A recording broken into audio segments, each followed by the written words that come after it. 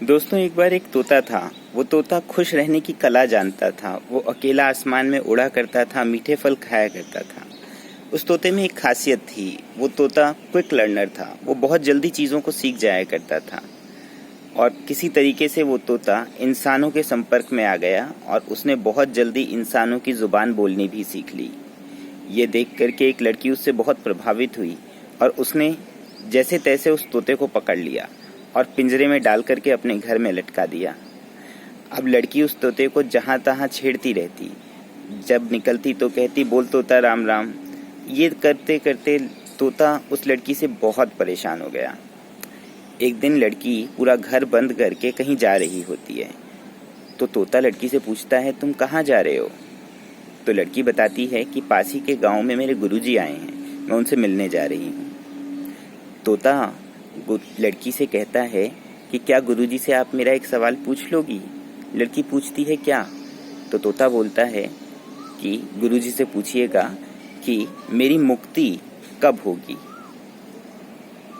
लड़की घर बंद करके गुरुजी के पास जाती है।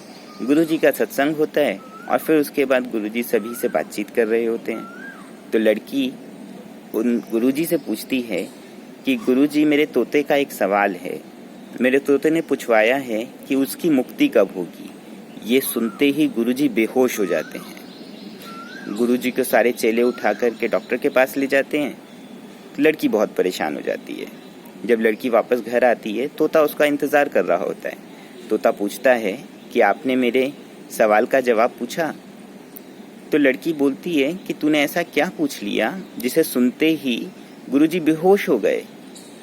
और लड़की परेशान होकर के अपने कमरे में चली जाती है। थोड़ी देर बाद जब लड़की वापस आती है तो वो देखती है कि तोता उल्टा पड़ा है। उसने आज तक कभी तोते को इस मूर्छा में नहीं देखा था।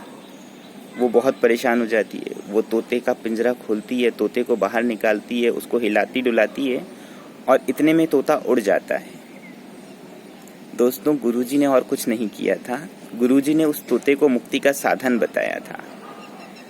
इसी तरीके से मार्केट्स के अंदर जो अलग अलग इंडिकेटर्स हैं, चाहे वो MG हो, RSI हो,